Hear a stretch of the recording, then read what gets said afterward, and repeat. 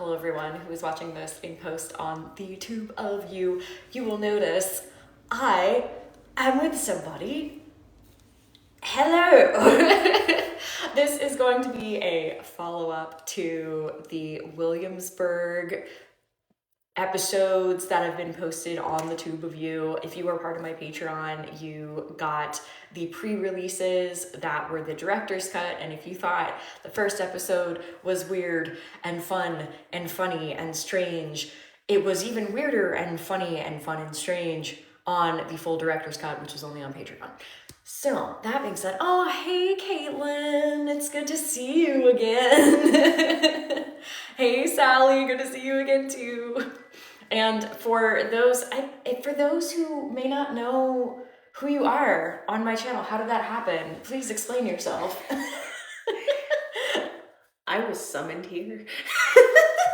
Yes. With sigils on the floor, yes. Candles, the whole 9 yards. I'm in a new location because of all of the sigils and the things on the floor, and the candles are still burning, so... Yes. Am I good at being sarcastic yet? Am I good at making jokes? Am I good? Did I pass? Do I win? I guess I should do, for those who do not know who I am, I will do a proper introduction. Hello everyone, my name is Theron Beyond the Veil if you're feeling froggy, and I am a professional paranormal investigator and psychic medium that has buddied up with Rebekah the Ghost Guide, and we went on a trip together, and now we're gonna talk about it. Yeah! Oh my goodness. So I have been reading the comments that were left on those videos, and I have to say I'm so excited that so many of you picked up on similar reads. Also, hello Stephanie, I saw you today at a consultation. Thanks for following up and showing up tonight. My goodness, so many people. I really do feel like I'm just like hanging out with, I saw some of you today in different like chat groups and stuff, and now we're here. I love it. I love it. So cool. Thank you for being here. Oh, you like the curtain. Thank you, Katie. Yes, this is our... The curtain. This is the curtain. This is the curtain. It's a good curtain. Yes, it does. It does the job. It does the curtaining. Oh, thank you, Besta. It's two of our favorite people. I know. We're absolutely just... Do y'all want to see my chicken? Chicken.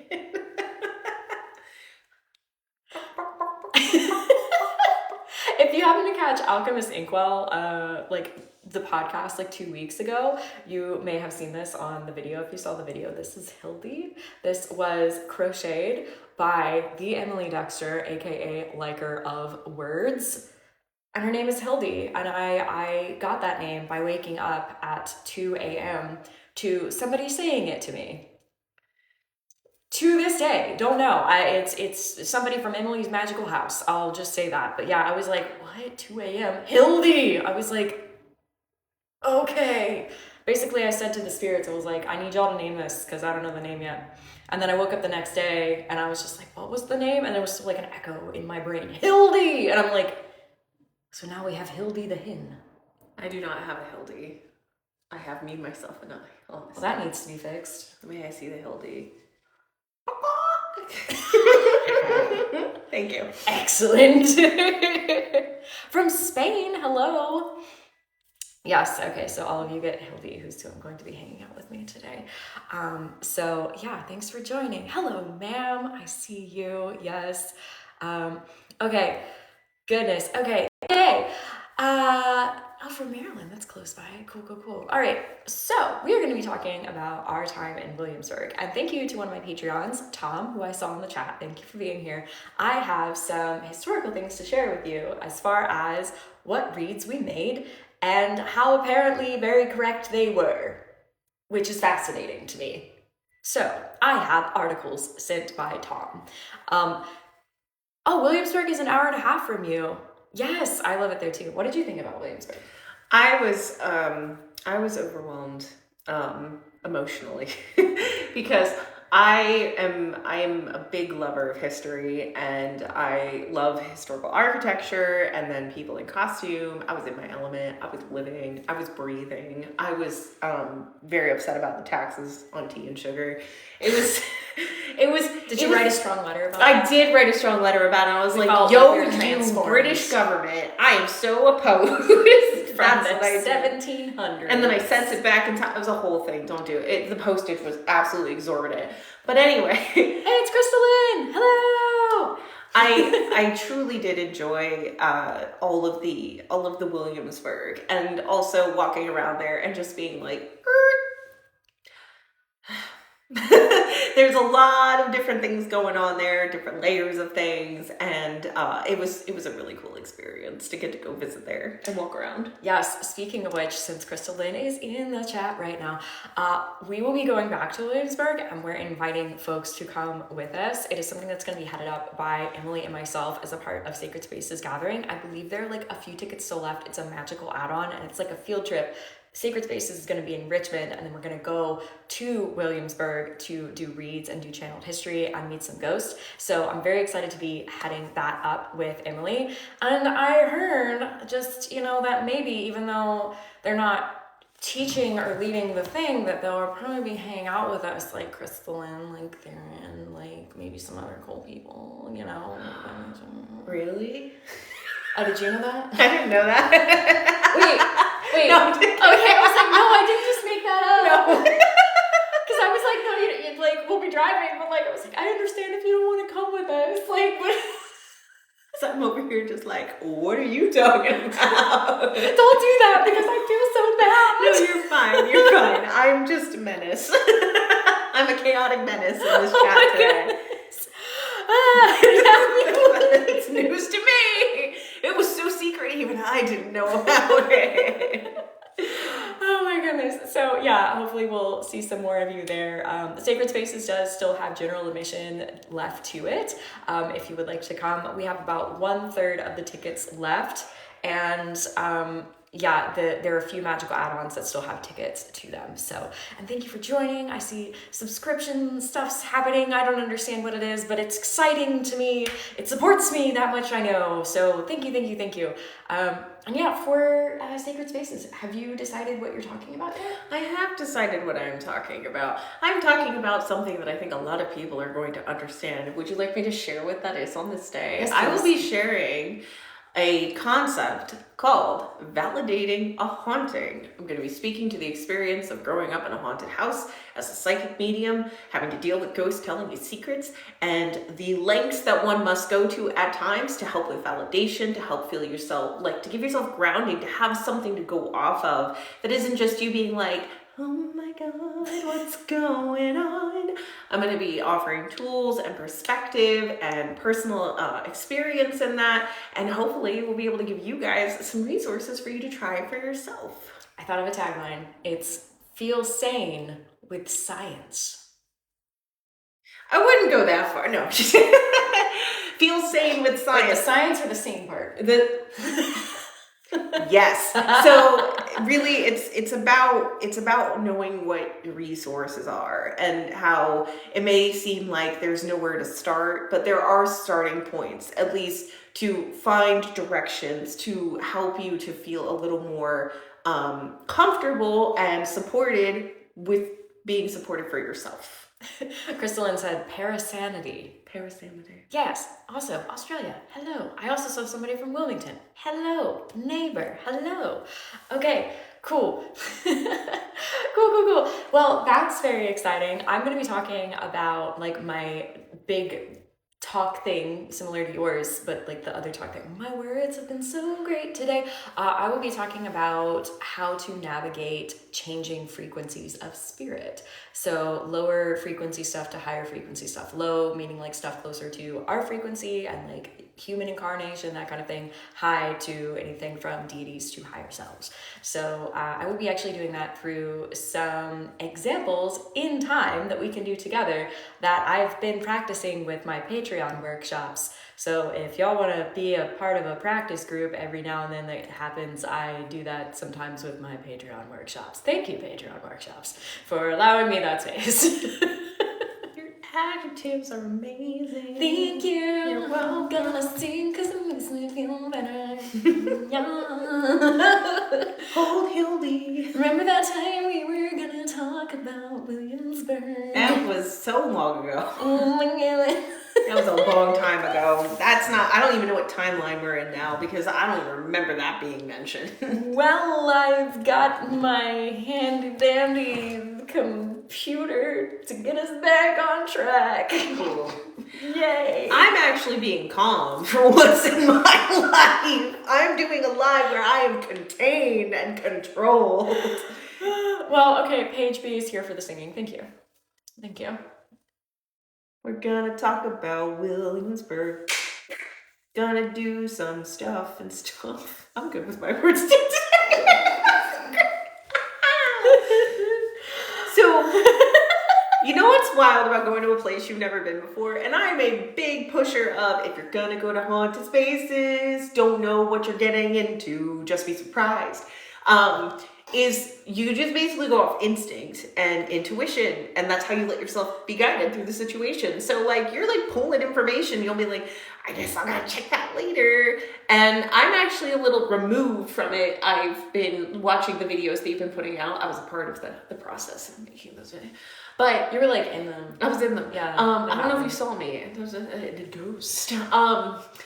But I didn't do any research about the place before we went. I was like, I just want to go in cold and have a great time. And I'm very excited to see like how actually on point we were. Yeah, like the last time I was in Williamsburg, I was too young to understand what was going on, and I was overwhelmed because of all the tourism, which I mean, good for them. History stuff is cool. Also, yeah, I wasn't like super open to my abilities at the time. So this was a chance. We went like during a chiller day. It was raining, it was cold, and we were there anyway filming. And we made the best of it. So yeah, I hope y'all check that out. And if you haven't yet, some short videos are on here, and the longer videos, of course, are on the tube of you. Okay, so once again, big thank you to Tom to finding all these amazing resources for me to read. I'm going to read some of them. The largest one that I'm going to read for folks is on the Payton Randolph house. The Big Red House. The Big Red House. The Big Red House. Yes. Welcome, welcome, welcome to the Big Red House. So I want to talk about how we found that. And this is why I'm also manifesting a film crew for myself, so that they could actually film us finding the things. Because it's really hard to like focus on like filming and like doing the channeling stuff at the same time. So y'all kind of missed part of the process where like I was walking down a road and we're like, we're going to feel it out. We're going to feel it out. And then like all of a sudden it was like, bam, that house right there. And it's like in the morning, we have yet to go on a ghost tour, which we would still like to do at some point, just to kind of hear it from folks. But we didn't know anything about anything. And we stopped in front of this house, and it was like a clunk of energy. It was just sort of thing. Yes, popular place for sure. I know a lot of people who have visited there as well. You know that face you make when you're like really surprised and maybe a little shocked that something like came out of somebody's mouth? That like, that's kind of how I felt. We walked by it and I was just like, okay, what is all this now? Also, to answer the chat real quick, I did not get to spend a lot of time inside of William and Mary University. So, yeah, well, that, but also I feel confident that it is haunted. I just didn't get in there to actually sense some things. Walked by it. Did not go in it. Drove by it, went to the 7-Eleven across the street. Saw a lot of people who go there. Mm-hmm. Very much was like, They are. There was that professional goth dude who was like, he looked like a lawyer, but he was goth, and I was like, I found my person. I was really excited about that. When a goth sees another goth in public, and we look at each other, we lock eyes, and it's like, there can only be one, unless we come in a pack. No, and then we get really like, it depends on the goth. Sometimes they're really cool. Sometimes they're very much like, what kind of goth are you? And be like, existing. It's true. I don't know goth culture. I'm Nobody in this chat cares about goth culture right now. We can talk about that on my live stream. We're going to talk about ghosts. Agreed. Looks like she's seen some things. Yeah. I've seen some. Ooh. Yes. Okay. Chief historian at Colonial Williamsburg. Rather interested in the chat. Oh my goodness. Have you seen the videos that I put out? I would love to hear your viewpoints. So one, this is an article, thank you Tom again, from colonialghost.com, and it says Payton Randolph House Introduction History. So it says, The notoriously haunted Payton Randolph house boasts many titles, including the most haunted house in the United States, the most original house in Colonial Williamsburg, the most haunted place in Williamsburg, and the most haunted house on the East Coast. Okay. I know, right? That's a lot, okay? That's a lot of titles.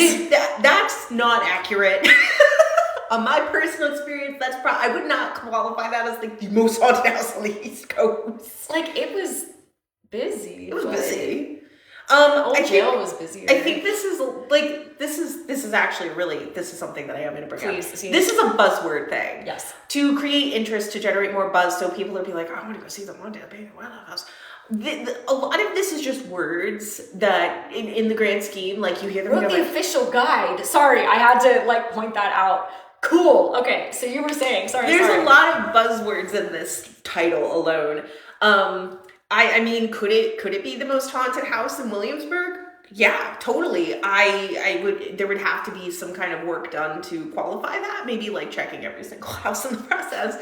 But wow, most haunted house on the East Coast. That's very interesting. Okay. Well, that's like when we went to Old Jail, for example, in St. Augustine. That's one of the most haunted jails in the country as a whole. That's what it's touted as. Which I will say, after being there, I was like, yeah, this place is packed.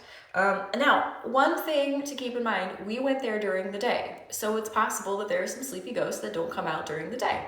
However, depending on where you are, depending on how sentient the spirits are, sometimes they will be out during the day because that's when they were awake, when they were alive. It's not like the sun goes down and then ghosts are like, oh, it's my time. Now, caveat to that, Williamsburg is a beautiful exception to that because we were there also a few days later when the sun was setting, and it was very much this feeling of like, oh, the spirits are coming out to party, which was also really cool. I love some sentient ghosts who were like, let's go party, and it felt like there were just folks in the street, so that was very cool.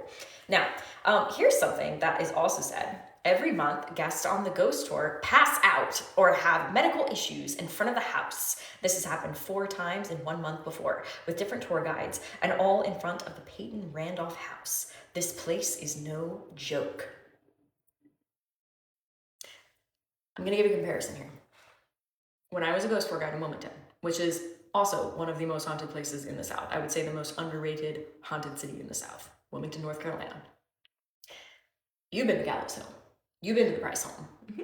Now, when I was a ghost tour guide, stuff did happen. I remember watching a guy, he was standing there, and then he sort of like twitched, and then his arm was bleeding. I kid you not.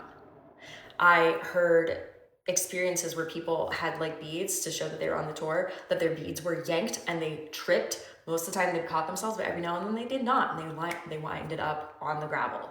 That was also a place that was the only location where I would talk to people if they appear very pregnant. If they were talking about their pregnancy, I would say I would consider not stepping on the property if you are with child. I cannot stop you. You are absolutely in control of your own body and your own choices. I wouldn't step on the property because I did see a woman who appeared in good health, but I mean, what does that mean anyway? Who was with child, and she started having some big issues when she was on the property. So places like this do exist, though when I was in front of the Payton Randolph house, now granted it was during the day, it was just a clunk feeling. I didn't feel threatened. Maybe that was me. Did you get that feeling at all? I didn't, but I'm gonna reserve my perspective on this portion and just say, like, I've been to I'm Big Bad Theron, right? Like, I'm the muscle. I'm the scary dog privilege. However, there was a house that I went to in Salem where we walked in front of it in a tour, and I actually got physically ill and had to like walk away.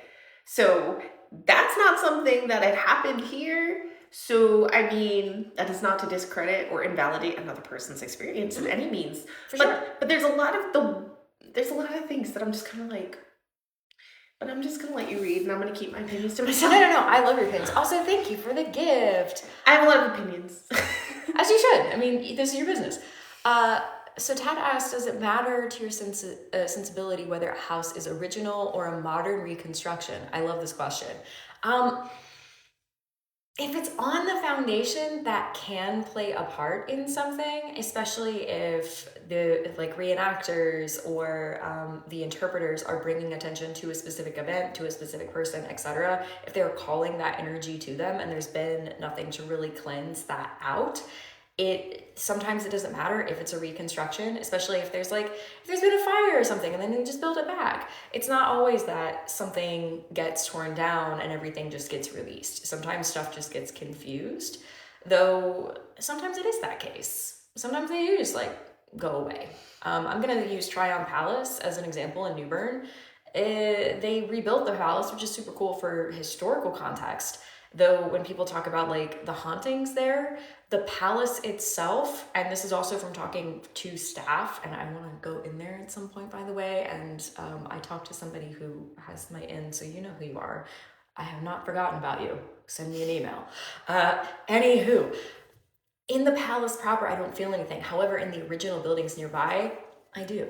So that's a case where it coming down, but it was also vacant land for a while, so I think that plays a part. What would you say?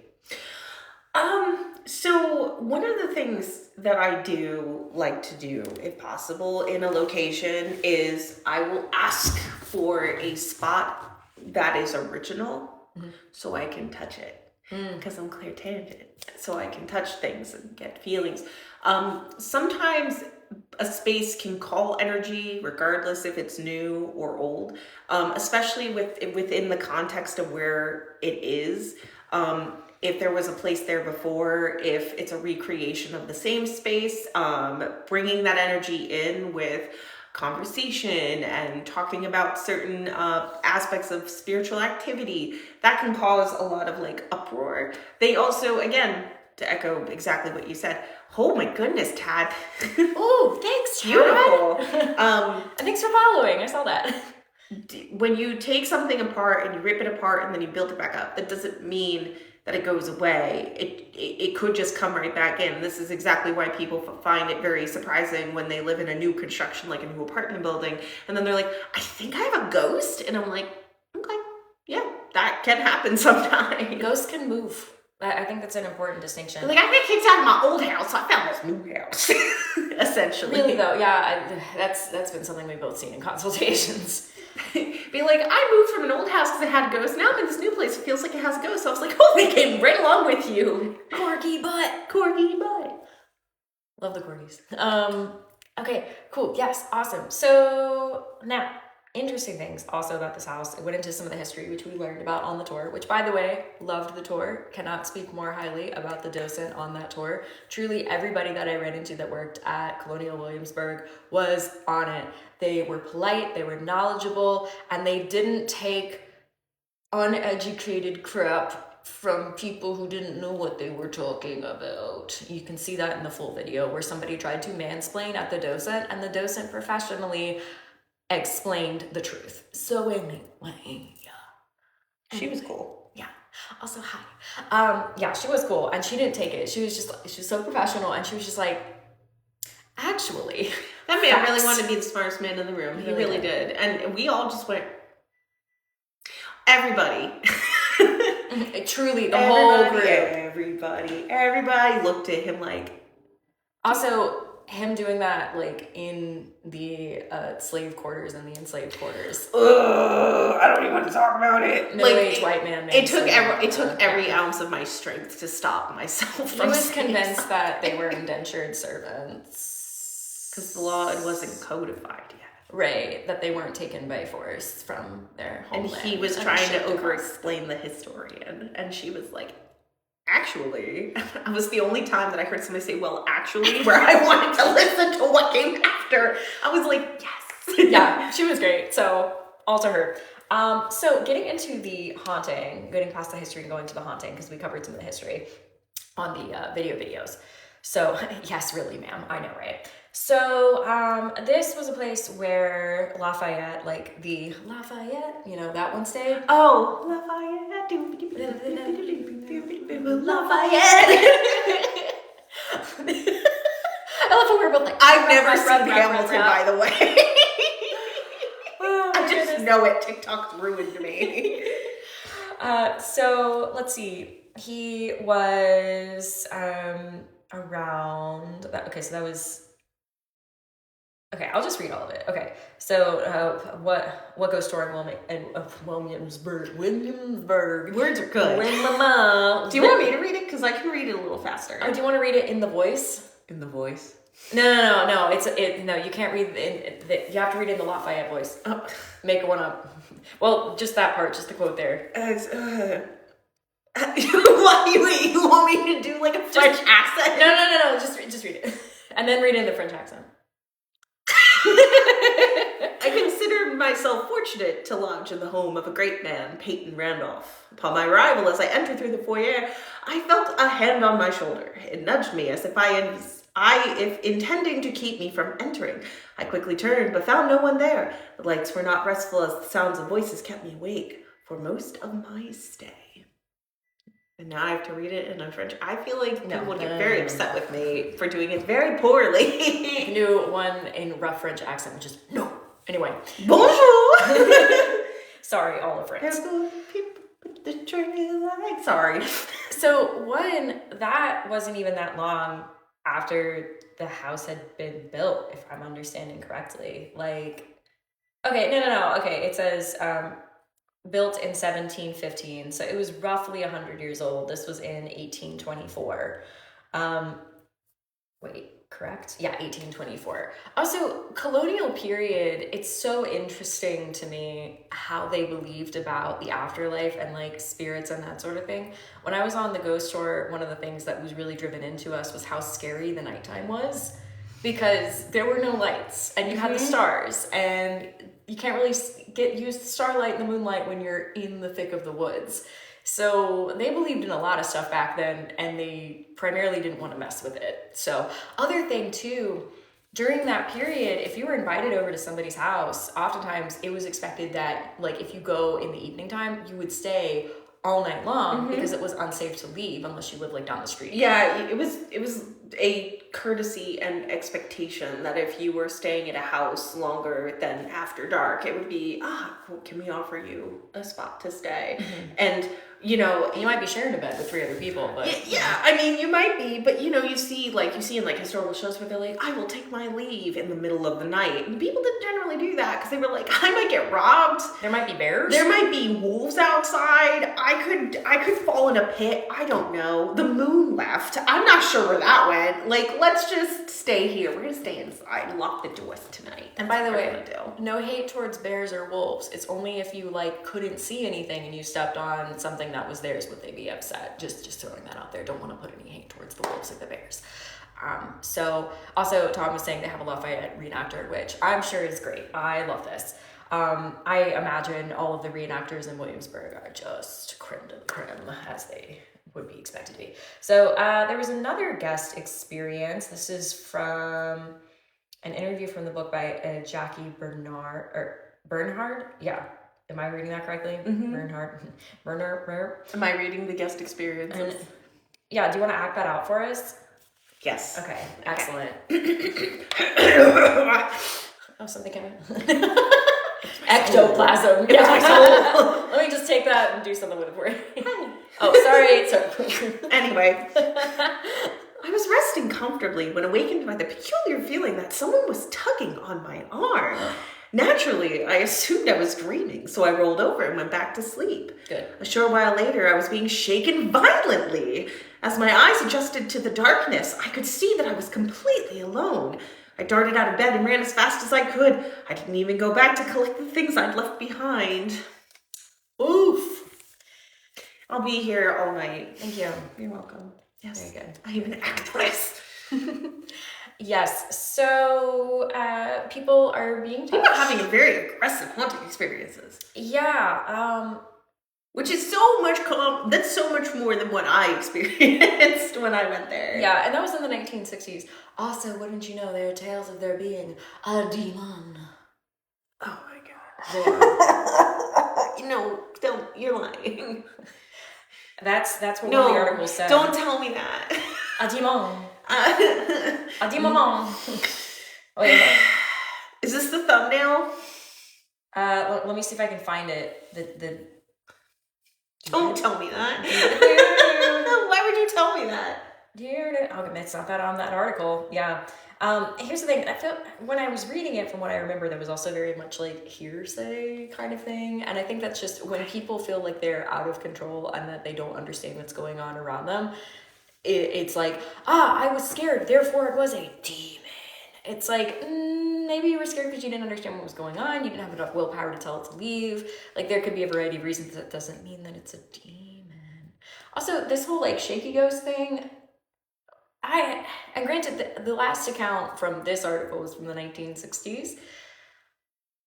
I wonder if that was like either a confused person or somebody who was like straight up, get out of my bed. Because I didn't pick up on an energy that was like, bah, leave. The most strange experience that I had was hearing a voice out loud. And it wasn't in a clear audience sense. It was literally like somebody came up behind me and said, hey. And I was like, what? Not a demon? Not a demon. It was a woman's voice that said, hey. And I followed the voice where I thought it was coming from. And that was like the most intense. Like, I would say, like, when it comes to like experiences in the house itself, like, it had a clunk. Like you said, it definitely kind of just like, and I was like, oh, yeah. Okay. I mean, that's how it was. Do I have work I need to do while I'm here? And then the one room that really just kind of made me go, whoa, was the dining room. Mm-hmm. That was the only spot that I was really like, buddy. Mm-hmm. I remember looking at you. And being like, do you feel that? Yeah, it was very much. This is a very like intense writing about this haunting. And clearly there's plenty to be talked about. Right. One thing that's interesting, tree haunted, there's a haunting of, basically there's this kid that fell out of a tree, and this was in the 19th century, one of the Peachy boys, which was her last name, had fallen out of a tree. Now, what's interesting, I didn't pick that up in the time, or like on the time, but it was actually during a workshop call where, Tom, you had asked me if I'd picked up on anything from like this alleyway thing. And I picked up on a kid falling and it being bad, essentially. And this article helped confirm that. Now, that wasn't what you were asking about at the time, but I thought it was very interesting when you sent me this article that I was like, oh, okay. So cool. Yeah. We didn't get to the cellar. That'd be cool. The wing, we didn't go out there. We ask why. Why is Payton Randolph house haunted? We have explanations for hauntings at the Reith House, the Wren Building, the President's House, and the Marie Delphine Lalaurie. What? That's what it says right there. Oh wait, give me this. Hold on. Okay, read faster. Read out loud then. Go. Marie Delphine McCarthy Lalaurie and her husband, Dr. Louis Lalaurie, were prestigious and prominent members of New Orleans elite. Wait, if you don't know about the Lalauries, you should probably Google that. Their status and wealth were shields disguising double life.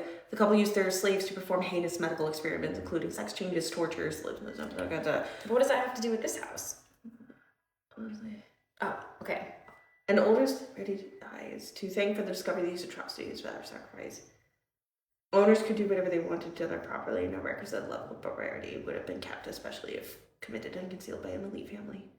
Okay, so connecting the dots. Is this? I think there's more. Is this most likely? This is a lot. Okay. What I'm gonna do, just to assist, so we don't have to read like 7 paragraphs of stuff. You talk. I'm gonna skim, and I'm gonna give you the broad strokes in a moment. Okay. So I'm just going to say, as a person reading into energy, I've been to her house in New Orleans and I did not pick up on any of that particular energy there. Also, I would like to take a moment to mention, because they're mentioning things happening in the slave quarters. Hey, so there's some things to consider in that, especially me as a white person. I do my darndest to not bust up in other people's spots, especially when they were forced to be there out of respect.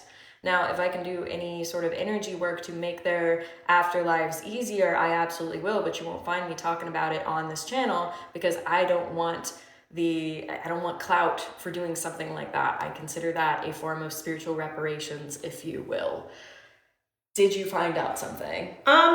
Also, can you get on, your face is gone. Get your face on the screen. Yes, I did. So that whole little blurb about the Delphines of New Orleans has nothing to do with the Payton Randolph house at all. Reaching? It was really what it was like, it was if the elite can get away with doing stuff like that, they're kind of making it doesn't seem as though there's, in that information that I have presented, that doesn't mean that it didn't happen, but they're kind of insinuating that like terrible things had to have happened because of the example of the La Laurie's.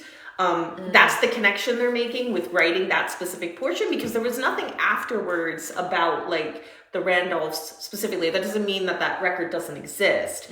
It just means that it's not there, that I could see it. And then after that, what it was mentioning was, why is it haunted? And the reason that their assumption of why they believe that it might be haunted is because of an indigenous burial ground. Yes. That is something that they're still unearthing as far as like near that house, also potentially in a tunnel that was near that house where they made the road. Thank you, Tom, again for filling me in on that. Tom has just been a wonderful historian in the past 2 workshops, so thank you. In fact, the resources that he sent me, if you're on my Patreon, every time when I re-release the live streams, and you can be a free member to get the live stream recording releases on YouTube, I'll actually include the links that he included so that you can read up on these things should you want.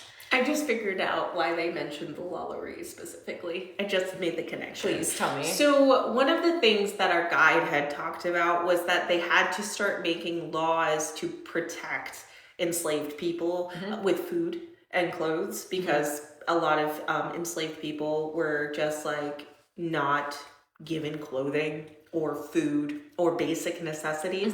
So they had to start making laws to be like, you have to feed people.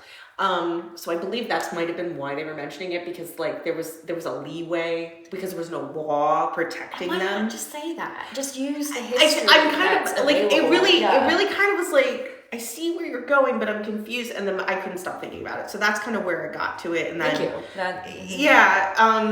there was a lot of terrible things happening in the past, essentially, and with the notion with burial grounds being the sole reason for hauntings. Now, I do, personally speaking, don't like to lean into indigenous stories and understandings as being like that very, I'm sure you've all heard of the concept of cursed by upsetting a native burial space. Poltergeist, the movie, comes to mind in that regard. That's not something that I would immediately be like, oh yes, it's a curse. Like, that's disrupting an original space that was sacred and used for the dead is the reason alone. The fact that it is an indigenous space makes it worse, because it was not even remotely thought of or cared for to be mentioned or taken into consideration. I have experience in this regard from where I grew up. So like, it does have an effect. It has a ripple. It's a disruption. It's a generational and like time moving scar on a space when you disrupt other people's burial grounds, like all of America. Right. So there are also such things as burial ground guardians. Doesn't matter what background or what you believe in, where you come from, etc. They come about. And yeah, they still exist for Native American places. They're still around. And yeah, I wouldn't mess with them because they're charged. So yeah, we as a society could afford to do better. Anywho, yeah, cool. I'm checking in with the chat. Oh, that's a different thing. So yeah, I'm a little like, I appreciate the insight on the haunting part, but I'm also, this echoes a lot of this type of writing, this type of presentation of information with hauntings, really echoes a lot of the oh my god, it sounds good. So I kind of take it for what it is, but I'm also gonna like filter it of my own way, because I'm just like, okay, I would like more background onto how these things happened, and like I would like a little more work put into like building a theory or understanding who is actually present, and it not just being this scary entity that exists in the Payton Randolph house. I'm sure there probably is more information out there from others that have done work there. This is a ghost tour website. Exactly, Tom. It's a ghost tour website. They're going to want to build it up. They're going to want to make it scarier than it might actually be. Yeah. I do really would love to do a little more research to see like what work has been done in space. If anybody's ever like worked in there or like contacted or connected with the people that are working in the space or connected with the spirits existing in the space to get some context of like, what is it that you're still doing here? I mean, I did see a various variety of different spirits, but they were all kind of very like, yeah, and something else to keep in mind too, because they were like, we don't really know why it's haunted. Somebody doesn't have to, a very gruesome way to wind up there. Sometimes people are just like, I like this house. The man that we spoke to the second day outside of that White House, which I'm forgetting the name. I bet one of you in the chat knows which house I'm talking about. Tom knows. I bet you Tom knows, yeah. Though, like, he had left, and then he came back because he was just like, I want to come back, article as well where the claim was made. We'll read. Thank you, Tom. Okay, was that, because I was like, maybe, wait. I think there was another message where, yes, okay, yes. Thank you. I'll go back. The James Getty house. Thank you, Tom. See, yeah. We knew Tom would have it. You're like co-host in this now. So that was one example where the guy went and he left for opportunity. And once again, this is the produced by Tom episode, I guess, This episode sponsored by Tom. Not Tom. Just Tom. Just Tom. You said that you found an article where it supported what we had talked to that man about, where he had left to find opportunity, but we didn't know why he left. We were just like, where is it? Both of us got the same answer of opportunity. And you found an article where he had moved to Richmond, which was the new capital of the state at the time. Opportunity. So that was super cool. I felt so cool when you told me that. Right? I was like, I'm clairaudient. See, and this is why moving forward, like with the future things that we're doing, which is very exciting, by the way, I'm going to be talking about that on my Patreon Outlook. Some of you already know because of the workshop and other things that I've been doing. Though, with that, we're going to be working with historians on site and doing readings, which... This is actually just like... pulling it back. Okay. This is a great testament to something that I've been talking about a lot, which was same word said different. So like the way that you read it and how you got that information and how I did it was two different things, but it's like tomato. We both got the same essence of what it is. He was talking about opportunity. We both got opportunity, but it was like the way that we heard it was different. You get clairaudience very... I'd be talking and be like, I'm listening, guys. And I'll get a claircognizant where it's like I get the understanding of what was being said. Also, welcome, Ryan. Yeah, we do stuff together on our channels. We may even be more than that. I don't know. This is a hen. So, was that a weird way to say that? Yeah. Okay, great. You made it so much worse. So much worse. This is my hen. Secrets. I don't even know about them. It's so cool. It's gonna be cool and validating. It is. I'm actually being the calm one this time. This is a very strange circumstance to be in. Hey, Christina says my hen is cute. Hell, he is cute. So let's get back into like the validation portion, because there were times where it was like really difficult to kind of get a good read on things because there was a lot of other stuff going on at the same time. I was most impressed, and I'm gonna speak for this moment. I was most impressed with this one, seeing this house, right? Sees this house, gets a feel. We're standing far away from it. She's doing the read. She's reading it. I'm like, okay, I'm not here with you, but I'm watching. And then we walk up and the plaque literally said all the information that she just said to me when we were like, what is it about this house? It's this. And I was just like, I was in awe. house was that? That was one of the other houses that we went to. Oh, that was the brick house with, I think Mary was her name. House. I was like, it feels like an old lady energy. It feels like, like somebody who doesn't want us to be here. About. You know, like, there was a plaque. Yeah, there was a plaque. And I was just like, I walked up to the plaque first because I was like, you're not allowed. I'm going to go first. I'm going to read this. And I went up and I looked at it. I was like, well, I'll be gosh darned. That's just like the vampire thing. We were like, That's I don't right. want to say it because it's stupid. I'm like, say it anyway. And she was, I get vampire vibes. And I was just like, and I was just like, shock. I was like, you looked at me, didn't you? oh my goodness. You were right. You were correct. You were 100% on it. I was very proud. Thank you. You are most welcome. Okay. It's like she's a medium or something.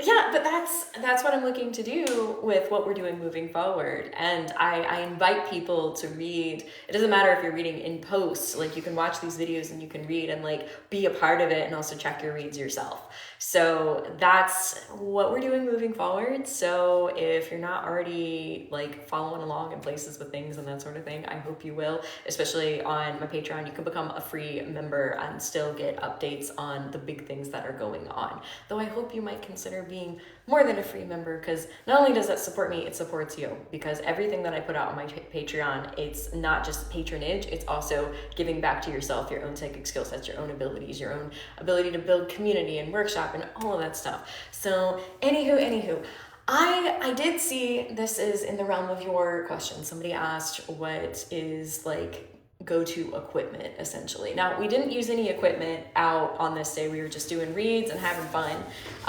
Though moving forward, once again, if somebody else can hold my camera for me, and we're working on that right now, we can actually get into the investigative sorts of things. So what is your, okay, I have two questions. What is your go-to piece of equipment? And if somebody were starting out, what would you suggest be their equipment? I'm so excited to be a part of this chat. Okay, so the question is, what would be my go-to piece that I would go for? Mm-hmm. And then what would I say would be best for just starting out? Yeah, like you as a seasoned professional. Seasoned professional with Lowry seasoning salt. I was thinking Old Bay, but you know. Okay, I'll take that. Old Bay. So I'm Old Bay. Ever tried Bailey's for my shoe? Okay, so what's my go-to piece of equipment? Truly, madly, deeply. If I want to build the experience for other people, if it's just one piece of equipment, it's going to be an S box. Because if I have multiple people in the space, like I have the benefit of being able to do this or this or this or this, and I can just kind of work on my own. But if I have something out loud, it can help other people to kind of get a sense of what's going on. Otherwise, honestly, if it's just me on my own, it would be a good digital recorder. Okay. Mm-hmm. Good digital recorder. Because I can talk and like make reads, and then I can see what comes through naturally through EVPs and things like that. So I could do that and I'd be set. But there is some fun when you're like, hey, how's it going? And the ghost box and the S box chimes back at you. It's just like, are you a witch? And I'm like, yeah. For just starting out. So one of the things that people talk to me about a lot is, why does equipment have to be so expensive? It doesn't. You don't need that much. If you want to start out, pen and a notebook. Take stock in what's going on around you. Write down what your thoughts and feelings are. I'm sure everybody has a notebook somewhere with a pen. So that, your phone, you can record video, you can take pictures, you can record audio. So you can use your phone for pretty much everything that you need to do. If you want to go a little extra, if you want to add a little pav, you can get some touch lights. Not every ghost knows how to use them, so you have to be aware of how to explain it. But they're great little cat toys. You press a button, they light up, and they only light up when they're touched. So if you get a ghost that's really apt, you can actually set them up in like a yes-no sort of way, so you can get questions answered with visuals. And if you really want to go for it, if you want to get a fuller experience and you don't want to be like spending thousands and thousands of dollars, just a little Xbox. Just a little one. You can get one on Amazon. I think they're like $100. And you can have like a little radio, scans, and then you're like, hello ghosts, I'm here. And they're like, hello. So you can really start at the basics for under $200 and just start going out there. But really, if you have your phone and a willpower, you can get it done. And also, intuition is free. Intuition's free. And I know that sounds so much more simplified. It's like, I get the thing of like, but I'm not you, and da-da-da-da. No, don't be me. Be you. Why did my phone screen decide to be like... I was waiting for it to do something it wasn't supposed to do. Yeah, I was like, why did it just get dim? Well, I guess I have to believe in it. Or something. I believe in you, phone. Anyway, so this is something I brought up to you when we were planning out our future pursuits. So, wait, I'm so sorry. Like, this, what? Okay. Now we're back, I think. Yeah, in a moment. Okay. Yeah, for sure. Okay, so Thanks. we're back. Yes, for sure. We fixed it. Yes. You fixed it. And it's doing the thing again. Whatever. I guess it's just where we're at. Okay. Light adjustment. It is what it is. Creator problems. Blah, blah, blah, blah. Yeah, if you all can see, we're great. That's what matters. So I say intuition is free, right? And this is what we talked about before, where you were just like, oh, but the investigator really needs to go in and just make the calls on like which rooms to read and that kind of thing. Now, there's one thing, temperature discrepancies, weird things that are going on, yes, that you would want to investigate. But then I said, but how does the investigator, if there's like a whole floor of rooms, how does the investigator know which room to go in? Instinct. Which Intuition. is intuition. If there's a paranormal investigator that you meet who just knows where to go to find the ghost and they tell you they're not a medium, they might be correct, but they are psychic. Mm-hmm. It's exposure therapy. Mm-hmm. The more you go in it, the more that you are like noticing the differentiations of energetic exchange and change and energy and stuff, you start to be able to clock what room's gonna really give you the goods that you're looking for. It's learned behavior. Yep, that's intuition. So, and yes, I do, personally, I use dowsing rods sometimes, especially if it's to cross-validate the technology that I'm using, especially if it's like a Phasma box. I like using Phasma box because it's easier for me to understand because I have audio processing funsies. So yeah, I like dowsing rods, but one thing with dowsing rods, I always show so that, because some people are like, you're moving them. So that's why I always have my thumbs out here and I keep them as close as possible. Rebecca, I have a feeling I should go over there. As me in my brain, I was like, I want to go to there. That's where the ghosts are. I want to be where the spirits are. I want to see lights dancing. Excellent. Catch that EVP. What did it say? Hey.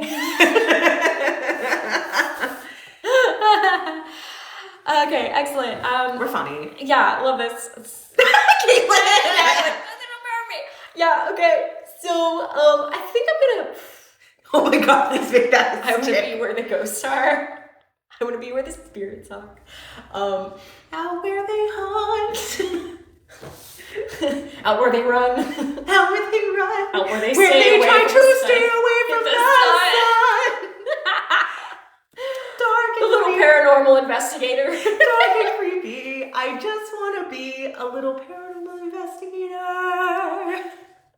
I really hope that the two of you allows me to keep all of this without being like, copyright? Anyway. Nope, it's parody fair use. Hey, really? It parody's fair use. All right, we'll find out. Through process of... It's parody. Yeah. Yeah. Okay, so cool. I am about to close out. I saw some of y'all sending me gifts and that kind of thing. Thank you so much. I will have more lives in the future where I'm paying more attention to the chat and that sort of thing. It just so happened this live and the previous live, I've been doing pre-scheduled stuff. So thank you for that. I saw some subscriptions. Thank you. And yeah, I pull you in on these things. One, because you're fun, but two, you like know stuff. And if any of y'all want to know how to know stuff, how would they know stuff with you? You can know stuff by going to my page with the place, with the stuff, with my face.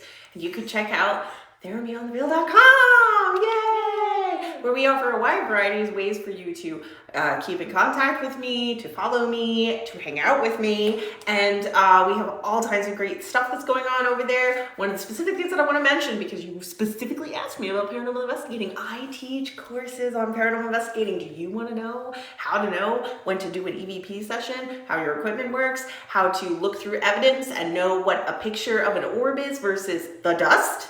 I teach classes on this. All you gotta do is go to therapyonthemail.com. If you go to our booking page, you will find right at the top, classes are starting on July 4th. So we have a few spots left. So if you're interested and you want to learn, you should definitely go check that out. For sure, for sure. Also, both of us do offer consultations, and one of the things that both of us have been saying recently, if you want a head start, like a jump forward before you meet with either of us, please check out my courses. It is $10. You will get access, okay? Invest back into you. Yes, it helps me. I think it's gonna help you more just because there's so much at such a great value. And so that way, when you meet with us for any sort of intuitive anything, you will already be so far ahead that we won't have to cover the 101 stuff because you'll already be there. So we can actually get into like the 201 and maybe even the 501. I had a 501 today where I was just like, okay, cool. You work with Rebekah, you go on her Patreon. I highly recommend it. I've been telling a lot of people, go work with Rebekah on her courses, on her Patreon. If something comes up that you just need some clarification on, you are always welcome to come talk to me too. We both do the same stuff. Truly. And it really, as you may have noticed, while we get along and stuff, like we have two very different vibes. Some of you may be called to one of us over the other, or I look like I talk to dead people. I rolled out. And I don't. And I think that's the funny thing. Some people are like,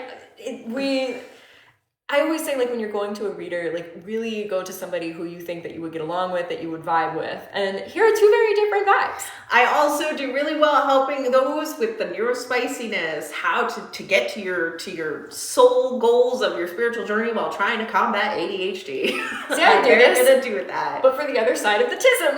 Yeah! We both have tism. It's just on opposite sides of the spectrum. Yay! And I have OCD. Are we laying out all of our No, I only mention that just for the fact that I know that there's a lot of people that are like, I can't meditate because my brain moves too fast. Goes, ah! We are both very capable of helping you kind of circumvent and cheat code yourself to do that. So just saying, I think it's important to mention. For sure. Traditional meditation is not meant for everybody. I can't meditate. We live in a fast-paced world, and that's okay. I have just been a nap. Team Neurospicy! We are here. Oh my goodness.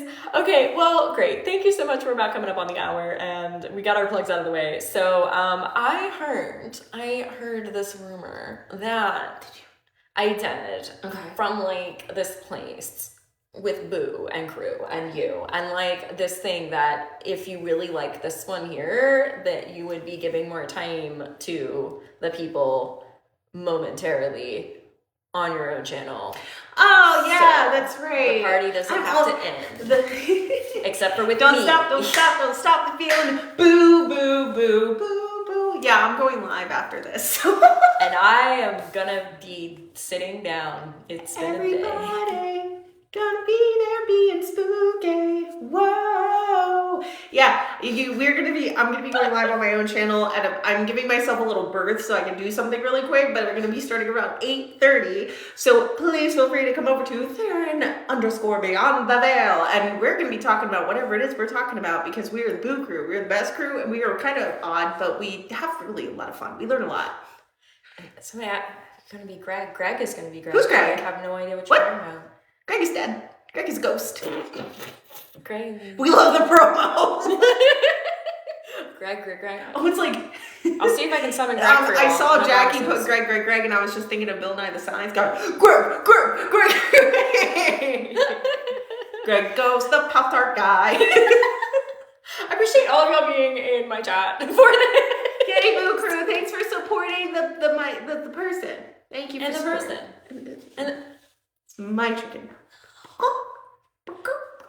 I will share my chicken with you. You cannot have her. I have my own chicken somewhere in Astral. I don't know. We're gonna go discuss chickens. Okay. I'll see you guys at 8:30 Eastern Standard Time. So you got half an hour to get yourself together and hurry up back over here. I will see you later. Bye.